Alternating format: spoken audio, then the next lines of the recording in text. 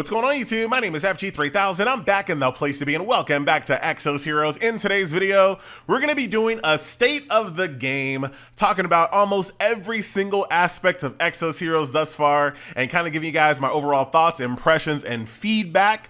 But before we jump into any of this, do know that all of this comes from a place of love.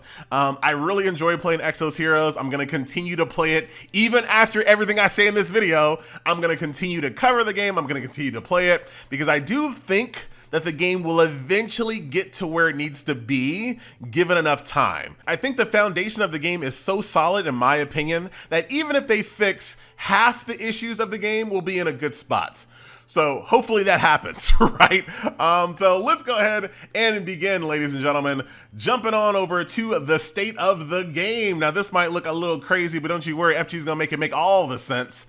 Starting off at great, right? I'm not gonna spend a lot of time in the great category because graphics, presentation, production values, heroes. So yeah, those are all the things that I think that Exos Heroes does great. And I'm not gonna spend a lot of time in this category because, you know, visuals are very subjective. You can kind of look with your own eyes to see if Exos Heroes is an attractive game to you. Now, on the surface, this might seem super superficial, but I would argue that it's not. I would argue that visuals are super important when it comes to a hero collector. Getting people excited for new characters, getting people excited to upgrade those characters and use them is a very big part of a hero collector. I don't mean to throw shade, but I'm gonna throw a little bit of shade. I can't play a game that I'm not excited about the heroes. Dragon Champions was a game that a lot of people were telling me to play, you know, months and months ago, but as soon as I saw the graphics, I knew there was just no way I could play that game. I can't get excited over characters that I'm not attracted to visually. And Exos Heroes, in my opinion, does that better than almost every game on the hero collector market. So all of those aspects of Exos Heroes I think are great and are only getting better. So shout out to Exos Heroes on that one. So the next thing that we're gonna kind of focus on is the daily grind. And as you guys can see, I finally have my little in-between. So in between great and good is the daily grind. So one thing that we talk about on this channel quite often is the daily grind. What do you have to do inside a hero collector every single day to maintain your account and to continue to push your power forward? For me, Exos Heroes does a fantastic job of this. And it's the primary reason why I haven't gotten burned out on this game yet, is because basically the stronger that you become, the less time you have to spend doing your dailies. Unlike a lot of other hero collectors out there, they don't care how strong you are. They want you in the game auto-repeating the same stage that you just completely outpower dramatically. You don't have to really worry about that here in Exos Heroes. Once you hit a certain power level, you unlock quick battle and you're done. And also one thing I find extremely satisfying is once you're done with the day, you look at all these zeros and you go, all right, I'm completely done. I've done everything I need to do for the day. All you have to do is just turn on idle and you're done. You can do active idle if you don't mind keeping it on your computer all day, or you can do a passive idle where you can actually log out of the game and go do something else. So when it comes to the daily resource grind, I think Exos Heroes does a fantastic job of that. If you find yourself getting burnt out in other games, I think Exos Heroes might be the game for you once you get to that point. Like I said, it's based on how strong you are. So the stronger you are, the less time you spend, which means in the beginning, you're gonna be spending a little bit of time. But overall, I think this is a really positive point for Exos Heroes. Core memory is a very straightforward system, so we're not gonna spend a ton of time on this one, but it is a good addition to the game. Unlike a lot of other things that happen in Exos Heroes where the thought is good, but the execution is poor, I think overall core memory is a good addition. It gives all the players in the entire player base an opportunity to increase their power levels of their account by leveraging their friends as well as their guild mates. So overall, I have no problem with core memory whatsoever. So in my opinion, the door of creation is a very overlooked and underrated aspect of your daily resource grind every single day here in Exos Heroes. For me, it's the cherry on top every single day, right? So let me paint this picture. Once you're done with all your dailies, you get all of this in-game currency that you can then go into the door of creation and basically roll on an in-game gacha. And the things that come out of this in-game gacha are actual things that can make a difference in your account. Whether it's a brand new exclusive weapon, like the entire exclusive weapon pool is in the door of creation. Brand new faded characters, things of that nature. It's always exciting to summon for something now. Obviously, granted, you're not gonna get something every single day that's useful out of the door of creation, but we're all just one pull away from getting that really cool exclusive weapon, you know, armor, character, and having that dopamine hit every single day at the end of your dailies. I think once again, it's like the cherry on top for me. This is the thing that I always end my gameplay session on, and for me, it's like one of the more, it's almost as exciting as rolling on actual characters in the game. So door of creation, Underrated, for real. So the next one up is gonna be value, value, value. Now this is one thing that, once again, is super subjective that some people might start coming for me for, but allow me to kind of plead my case. Once again, we all have opinions. Feel free to share yours. I think the value of Exos Heroes is good. Now the reason why I say that is multifaceted, right? So one aspect of Exos Heroes that I like that no other game does is the Fate Core system. So every single time a new Fate Core is added to a character,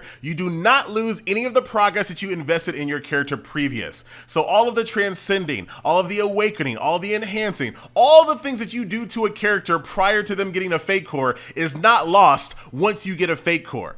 Unlike a lot of other hero collectors out there on the market, every single time a new character comes, you start from scratch. New characters added to the game, you start from scratch. Even if it's the same character, even if it's Meliodas, you got 10 Meliodases on your account, it doesn't matter. When the new Meliodas comes out, you have to start from scratch. Here in Exos Heroes, Fate Cores, in my opinion, add a really awesome value to the game. You guys just saw my recent video before I rolled the Fate Core shoe. All the investment that I already had on my shoe just transfers over. There's nothing else I had to do besides equip it and enjoy. Once again, that's one thing that I think that we kind of get used to in Exos Heroes, but it's a big part of why I think this game has a lot of value and the reason why, once again, I stick with it. Now, if you want to talk about the actual cost of Exos Heroes is an expensive game. Like all these other hero collectors out there, there's nothing that really makes Exos Heroes more egregious than other top tier hero collectors on the market. So it doesn't really stand out or differentiate itself between the competition when it comes to that. But I will say, once again, going back to cost, Exos Heroes is one of those games that does have a pity on every single banner. I can't tell you how many times I go on YouTube and I see people rolling on banners in other games, spending thousands upon thousands of dollars and not get what they're looking for. All right, so yes, is Exos Heroes expensive compared to like PC and console games? Absolutely, dude, absolutely. But compared to other top tier hero collectors, Exos Heroes doesn't really, it's not egregious in this category at all, in my opinion. Even when you consider these brand new things that were just added to the game, like these rank faded armor packs that were just added to the game just recently, are these expensive? Absolutely, they're super expensive. But on the plus side, nothing in here you can't get over time. This polish, I can get this over time. I get this every single day when I do my dailies. Now, this rank 1 faded gear, I will completely concede right now, is extremely powerful in the game. But every single day that the game goes on, it becomes less powerful and less powerful and less important and less important, because over time, we're all gonna get rank 1 faded gear. So can you jump out ahead and buy some of these really expensive packs and kind of jump ahead of the pack? Sure, you can. But none of the things that are in this really expensive pack are things that other free-to-play players can't have over time. So me, you can see, I'm just gonna wait. I'm just gonna build up this polish and build up this gear over time for free and see you at the finish line. And just like a lot of these other hero collectors out there, we do have a battle pass in Exos Heroes called the Exos Pass. I still argue that I feel like $10 is the sweet spot for things like this. The price did not go down, but the value did go up. So now in the Exos Pass, we have even more things like dyes, faded gear. We have a random Fate Core ticket, which is really good value out of that. And not to mention rank 1 armor and a rank 1 helmet on the free track for free towards the end as well. And then at the very end, once again, a faded hero selection ticket that includes generals in the game. So yes, my overall feelings on battle passes in general, not just in Exos Heroes, I feel like they all need to be such a low dollar amount that it feels like it's a no-brainer. And I feel like $9 is that sweet spot where it's just like, oh yeah, sure, I'll buy it. I like the game, I'll buy the pass. Exos Heroes is not a no-brainer when it comes to that. You do have to kind of think about, do I want to spend that much money on it? But at the same time, they have increased the value of Exos Pass. So right now, it is probably the most worth that it's ever been. So for 25 bucks, you do get a lot for your money when it comes to Exos Pass, finally. And your monthly zest. So this is what a free-to-play player can get every single day by logging in and just being active and being average. Now, I did not do the math on this myself, someone else did, but someone else came up with the figure that an average free-to-play player can get about 25 multi-pulls per month. Now, once again, I feel like some people are gonna come for me based on where I placed it in my little state of the game chart here under the good category. I do feel like 25 multi-pulls for an average player, just logging in and just kind of going through the game, getting 25 multi-pulls is extremely fair. Now, of course, do I want to have more free pulls, more free? Of course I do, right? Of course I do. But considering that doesn't take into account core raids that might be going on, Facebook rewards that might going on, different types of seasonal events like Halloween, this season 2 update bonus that we just got, like there's other factors in the game that also give even more zest on top of that. So 25 multis plus whatever events are going on. So I do feel like that's a fair amount of multi-pulls to get every single month, especially considering how Exos Heroes handles their banners, right? So for the last 8 weeks, right, we had this summer banner season, right? 8 weeks of summer units. You know, the only character that you really had to roll on was Iris. That's it. Every single one of these characters were not game changing enough, even for a free to play account. Like rolling on Glenn and Bernadette and Degas, there was no reason for a large majority of the player base to roll on any of those characters, right? Outside of aesthetics and just chasing vanity, the only character in the last 8 weeks that you had to roll on was Iris. So you had 2 months of being able to kind of gather up currency to roll on just Iris, and you got to pocket the rest. Once again, I know some people are going to come for me on that one, but that's just the way I feel. I feel like there's a lot of skippable banners in this game, way more so than other hero collectors out there. And like I said, we just saw it live with the summer banner. The only character that was really worth anything in the last 8 weeks was Iris. And we knew that going in. Like we all knew that going in. Almost every YouTuber, every Discord, every Reddit, every user out there that was playing the game was like, this is the character that you go all in for. And then everyone else is like, nah, skip on those. So monthly zest, I think is fair. But once again, love your feedback. Throw it in the comment section below as long as we're civil about it. So our next category is in between needs work and good. So right here in the middle. So Path of Trials and Combat, we're just gonna go ahead and combine both of those. So I have no problem whatsoever with Path of Trials existing. There needs to be like really hard content in the game for people to strive for. So I have no problem with that. It's permanent content. It's never going anywhere. So once you get around to having enough power to do it, you get some free zest. My only issue with it is it's just not interesting. There's nothing like creative about Path of Trials. It's just hard for hard's sake. So it's not really creative or anything like that. It's just, oh, hard content. Whoop-de-doo. However, it's not anything that's too egregious. It's not anything that's going to make anybody upset. It just exists. All right. I'm not going to be mad at Path of Trials for just existing. Now, when it comes to the actual combat system of Exos Heroes, once again, in the same exact category in between good and needs work, it is getting better every single patch update. I will say that. When the game first released a few months ago, and you know, it's still kind of in that state, but I felt like there was just an overabundance of characters that really didn't do anything interesting. There were a lot of characters in the game that were just like, hey, I do damage and I also AoE damage, and that's about it. But now we're finally getting a lot of core reverses. A lot of characters are starting to get some interesting passives and things of that nature. So I feel like combat by the end of the year time frame is going to be in a really good spot, and I might even move it up a category. Well, I just set myself up. Now I got to do a continuation of this series. I feel like the more characters that they revisit, the more they buff, the more they kind of rethink other characters' passives, the combat is only going to get better and better and better. Right now, I would just say a lot of the characters are just too simple and too basic, but that's absolutely changing. As far as like the recent changes with the elemental system and things of that nature, I actually think that's a net positive. I think nature was just way too strong as it was. So I'm glad to see some of those changes. And I can't wait to see for the future of what combat holds once we start getting more and more creative characters in the game, which we have started to trend in that direction. So I don't want to take anything away from Exos Heroes. We're starting to finally get some really cool characters. I want to see more core reverses. I almost want to see one every Sunday. We have plenty of characters where we can do one almost every Sunday. So love to see that. Can't wait for it. So our next category is needs work over here in the orange. Starting off with events. So right now in Exos Heroes, the only event that we have in the game is Core Raid. Now, I'm not mad at Core Raid. I don't love it, but I'm not mad at it. I'm not saying that it shouldn't exist, but I'm saying that it cannot exist on its own. It cannot be the only variation of an event that we have. They need to have a little bit more variety when it comes to that. Now, I do know that we are still slated to get that new Core Raid that kind of functions like Seven Deadly Sins Training Cave, where every single time you use a hero one time, you can't use them for the rest rest of the week. So you kind of have to figure out how to clear the raids every single day while your pool of characters gets smaller and smaller and smaller. I like that. I want to see more of it. But I also think they need to think outside of core raid as well.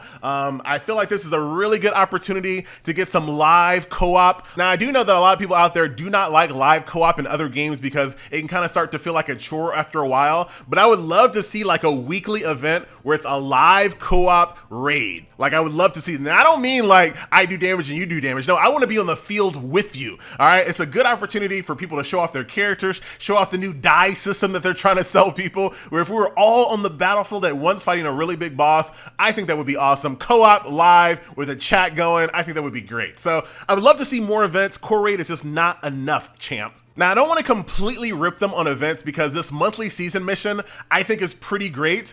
This refreshes every single month. So every single month, we all have the opportunity to get ourselves a free random fate core, not to mention all of these other goodies that are contained in here as well. So I like this. I do consider this an event, but this is kind of an event that's like, hey, thanks for playing our game. Thanks for like logging in every day. Here's even more goodies. So I like this. I wouldn't call it an event, but it is an event. Does that make sense? It does if you don't think about it.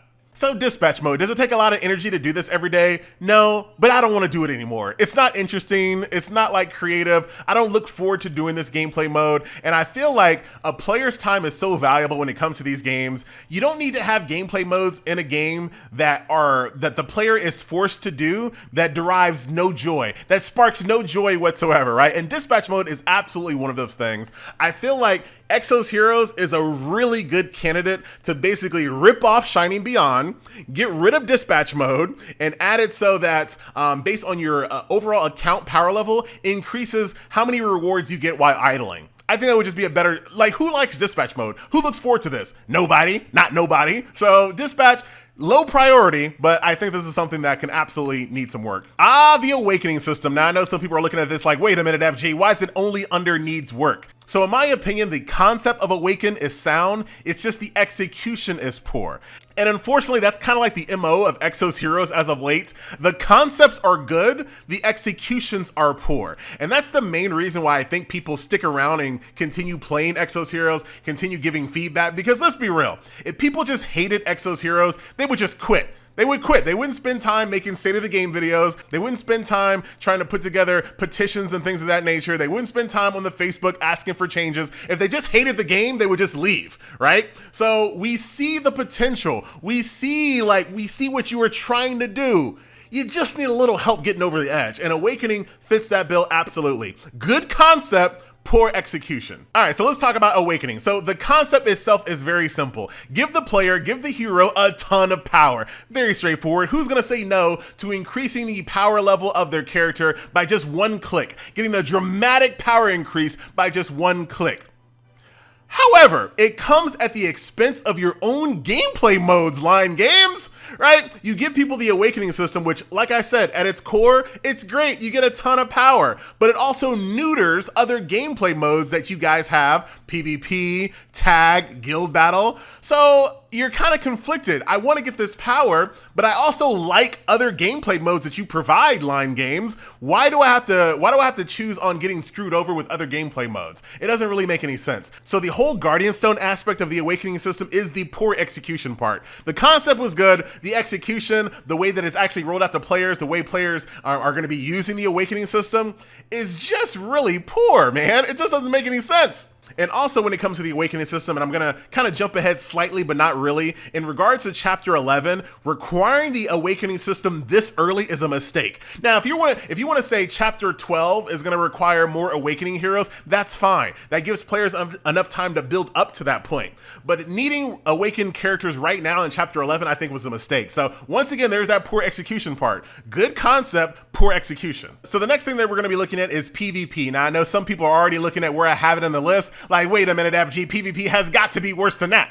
I don't agree. Now, had you asked me this during the Dragon Blood meta, I would have absolutely said, yes, PvP is atrocious. But right now, PvP and Exos Heroes, I think it's just typical hero collector PvP now. Most hero collectors out there on the market have very strict meta characters that dominate PvP. And what do we have in Exos Heroes? We have a strict cast of meta characters that dominate PvP.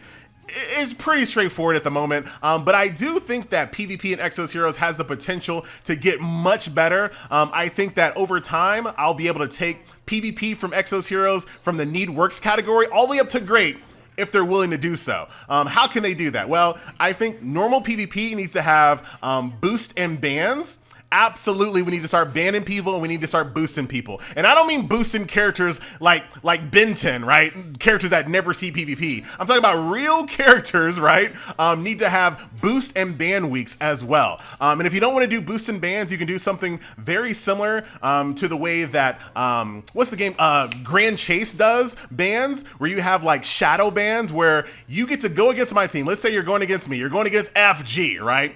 And you're like, you know what? I'm going to ban FG's Rara and I'm going to ban his Bathory. Well, guess what? I have two characters that are hidden from you that are on my bench that then get to jump into the place of the people that you just banned, right? There's different things. Basically what I'm saying, there's different ways of handling this, right? It's just not, you don't have to just live and die by the meta when you have tools like picks and bans and things of that nature. I would also love to see something like a legendary only PvP as well. That would be very cool. Not to mention, I would love, and I've been saying this for the longest, I would love to see Coliseum redone as a PvP mode.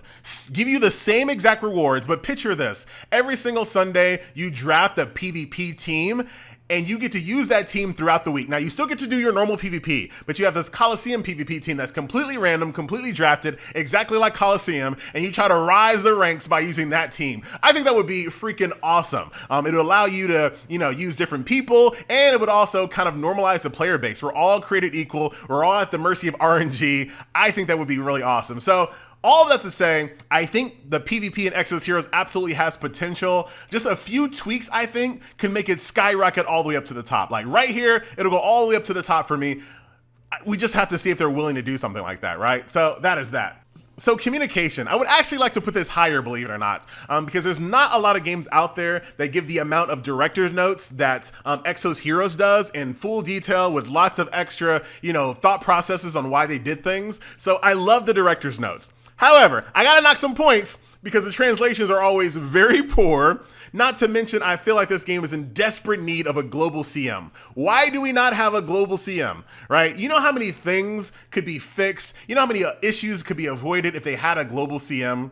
Like there's so many things that could occur, right? When you think about the game before it even launched, people thought that the game wasn't going to get a single update. If you had a global CM active in Reddit and Discord, they could have alleviated that issue long before that stigma permeated through Exos Heroes, right? All of the different changes, like the Lepin stuff, all those different things could have been better articulated in the community. Like, hey guys, I know there's a lot of confusion on the Facebook post. Yes, you are going to get all your zest back. Things like that make a player base feel way more calm and at home, knowing that they have someone that they can send their feedback to. Because nothing feels worse than being upset at a game that you like and feeling like you have no power to change anything. Feeling like you have no voice to say anything about anything, right? So they need to have a global CM. I don't care how much you pay them, $100,000 a year. It doesn't matter. I guarantee you they will return that investment tenfold. The amount of players that you will stop losing due to poor communication is going to return on its investment instantly. Not to mention, you're going to have to spend less money trying to get players back into your game because you don't lose them in the first place. All right, so communication. Get a global CM. Get a global CM. So the next thing up is Signature Force. And as you guys can see, I have Signature Force in between needs work and bad. Wait a minute, FJ. All right, hold up. Let me explain, right? So remember what I said earlier. The concepts that Exos Heroes puts in their game are sound, they're good concepts. The execution is poor. So I actually like the Signature Force system. I just think the way they went about it is poor, right? So check this out. This is what I would rather have seen with the Signature Force system. Because keep in mind, think about the buildup, right? We're all anticipating Season 2. They're getting us all excited about all these gameplay modes. You finally log into Season 2 as a free-to-play player or a light spender. You log on and you see this. You see a system that you cannot use. You see a system that you cannot participate in any shape, fashion, or form. And when you think about the investment required to be able to participate in said feature, it's like, are you serious? I have to do what? right? It's a bad look. The optics are extremely poor. What I would have loved to have seen, an entry-level tier in the signature force system. I think that would have alleviated everyone's concerns because everyone wants more power, right? Everyone's willing to invest to get even more power in their account, but we don't like it when we feel like that power is completely out of reach unless you are the top, not even 1%, like the top 0.8%, all right, is doing signature force. Instead, what they should have done, had an entry-level tier where you can use duplicates of Mahar, right? How about that? Yeah, lower the power, lower the damage, lower the bonuses, sure, but let people use the signature force system by using Mahar at tier 1. And then at tier 2, make it so it's characters like, Anastasia or something like that. And then at tier 3, if you want to have Janai and Dorka and Shu up there, go for it, go crazy. At least at tier 1 and tier 2, the player base can be like, okay, there's a new feature in the game. I can utilize that feature to get more power, go back and defeat, harder chapters, Path of Trials, chapter 11. I can actually see the tunnel. I can see the end of the tunnel with this system. I can get a duplicate Mahar, a duplicate Magi, Sabrina. I can do that, right? That's how it should have been rolled out. This system right here, people look at this and like, dude, I don't have think about my account for a second, right? Think about how many rolls I've done in this game. I only have 2 shoes now, 2 shoes. I have no Janai, I have no Rachel, I have no Garf, so the massive majority of your player base is looking at the system like, who is this for? So I think, once again, the concept is good. I think the execution could have been better. There's so much room on the screen, take out some of the booty, take out a little bit of the booty shot right there. Or wait, that's not booty. That's them abs. There's so much room here. Put in different tiers for lower tier characters at a lesser damage and lesser buff value. And you can save the signature force system as it is. Just like that, easy. The next thing up, my friends, is Labyrinth under needs work and bad, right? Sure, I love having free zest, right? I can't be mad at free zest. However, the gameplay mode itself, they really need to redesign the encounters completely from the ground up. So there are just way too many really annoying Labyrinth encounters that the only thing that makes them hard is the fact that we're immune to everything, we do a ton of damage, and we have a ton of HP.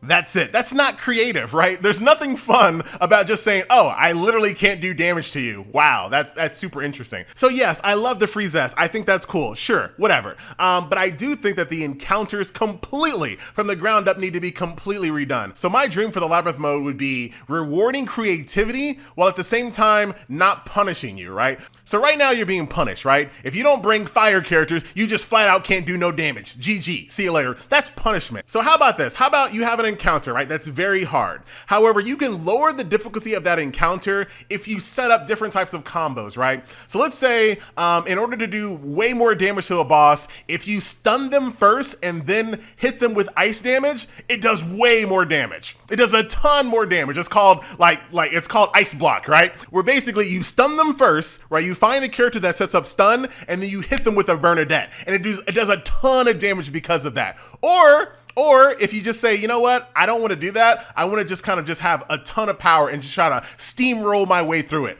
Okay, do that instead. That's what you call rewarding a player's creativity while not at the same time punishing everybody, right? And this is just a very surface level example. They're the developers, not me. They can come up with stuff. Or if you have a system where you set up corrode first, right? You set up a corrode and then you light it on fire with a fireball. So if you do fire damage after a corrode, it increases the damage over time, it amplifies the damage, it makes it last longer, it does way more damage to this boss in particular. Things like that, right? I think that would be a very creative way at trying to play around with the mechanics of the game to make very interesting encounters in the Labyrinth. And then, like I said, at the same time, let's say you don't want to do that corrode fireball combo and you just want to barrel through it with your power. Okay, do that too.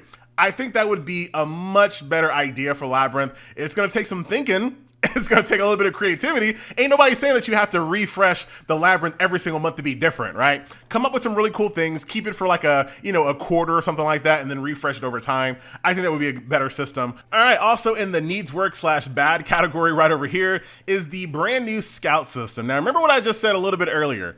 Good concept, poor execution. Nobody's mad that we have an additional pity in the game, so that way, if we're a victim of RNG, we can, with enough resources, we can get the specific character that we want. That's a good system. There's nothing wrong with that. execution. So once again, good concept, poor execution. 30,000 points. 30,000. Think about the person that has access to 30,000 points or something like this. Once you've gotten to the point where you have 30,000 points to throw into the system, guess what? You don't need a Janai anymore. You don't need it, all right? Even if you don't have one at that point, you don't even care, all right? So take a look at this live, right? Let's just say I wanted a Janai. Keep in mind, I spend in this game. What? Why? Why? The point totals are just completely just silly. If you really, what you can do in this system, right? If you don't want people to just be routinely getting Janais nonstop, whatever, just make it limit 1. Just make it limit 1. We're in a world in the game right now where duplicates are very, very required with elementally enhancing, the new signature force system that they're trying to push. Let people have limit 1 then, and just drop the point total dramatically. There you go. Easy clap. All right. And let me be a little bit fair. Like, I know why they created this signature force system. I know why they created the scout system, right? Because Exos Heroes is unique when it comes to other hero collectors where they don't constantly add new characters, right? So they have a problem that is barreling towards them, right? And the problem is, if we don't continually add new characters, that means our player base is going to start getting a lot of duplicates. If we don't do something about duplicates now, they're going to get screwed over later. Think about this for a second. If they added a system like this that took advantage of your dupes a year from now, think about how many people will be upset after they've wasted all their dupes, thrown it into door creation and wasting it in other ways. They have to put a duplicate system in the game now and early. Yes, I'm with you. It's the execution, man. Execution is poor. All right. So the scout system, like I said, concept, good. Execution, poor. There's a lot of things they can do to improve it. Like I said, make it limit 1, remove the fodder unit, decrease how many points it costs, or maybe if you want to, you can have like, they keep on trying to push this nation thing, right? They're all about nation. Maybe the more power you have in a specific nation lowers the amount it costs to scout it. Like, there's so many different things that you can do, right? What they have right now, not good. Not good. So now we're down to the bad category, ladies and gentlemen. Now I'm going to kind of blow through a few of these because this video is starting to get really long and my voice is starting to go. Guild battle. It's terrible. It's atrocious. There is no reason why a poor guild leader and 1 officer, if you guys don't know, you can only have 1 officer in this game, has to be responsible for signing up an entire guild on Sunday. If not, they get screwed out of an entire week of guild battle and free zest. That's ridiculous. Take that out, fix it. Not to mention the time zone for guild battles is absolutely stupid. Every single time guild battle starts for me, it's 11 p.m. at night. I don't want to be playing video games at 11 p.m. at night, but I have to before my guild. For my guild. All right. And number 3 on guild battle, it's not interesting. It's not even fun. There's nothing creative about guild battle. So it's a triple threat of negative. So it's not fun. You have to be in the game at a specific time. And if your guild leader or your officer have a life on Sunday, you're screwed, right? Guild battle wholesale is terrible. Hero element change. So Exos Heroes, this is a little word of advice. This is something that's gonna bite you in the butt extremely hard if you do not get out in front of it. Let me tell you, all the things on my list right now are things that, you know, some things could be better, some things aren't great, but you know, you can kind of deal with it, right?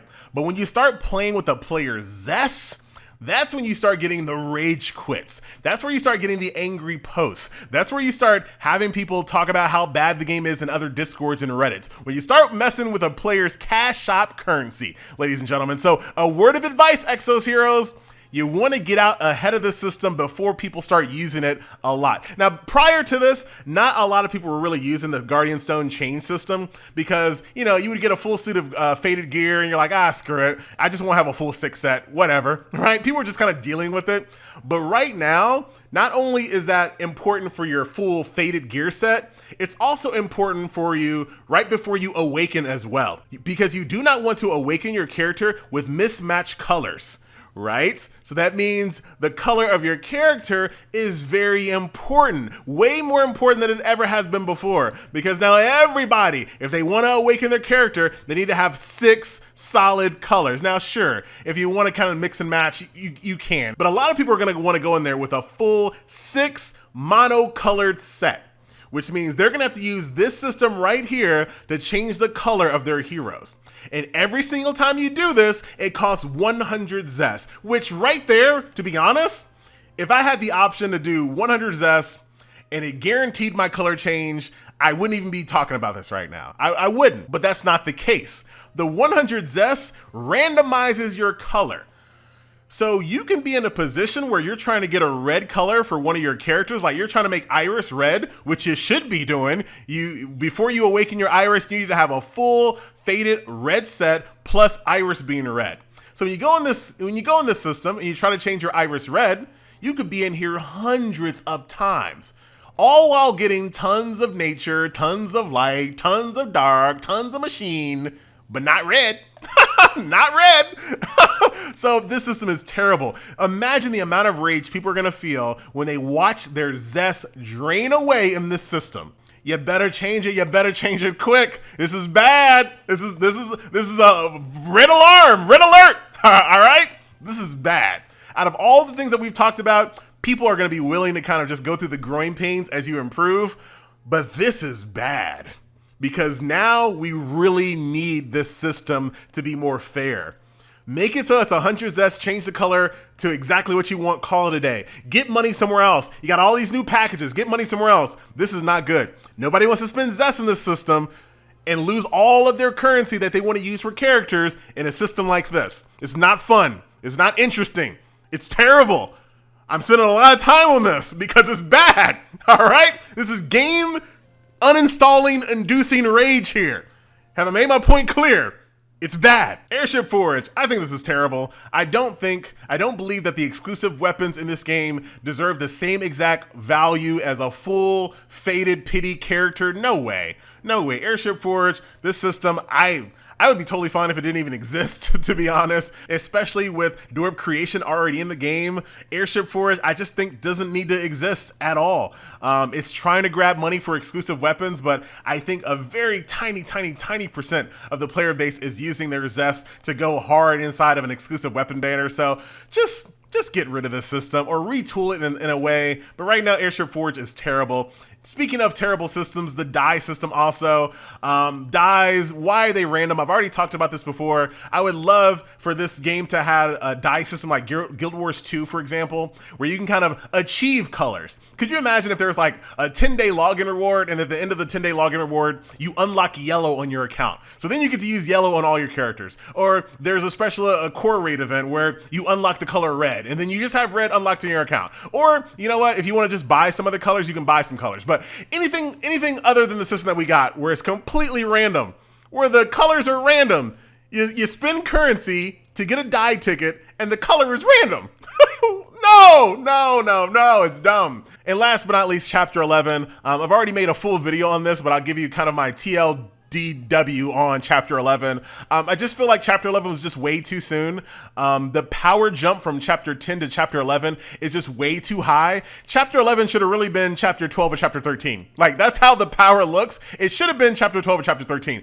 If it was, it would have been fine, right? That have given players enough time to build up new power and awaken units. So the power requirement should have been a little bit later on in the game's life. It's too early right now, especially since we just got our hands on this brand new awakening system.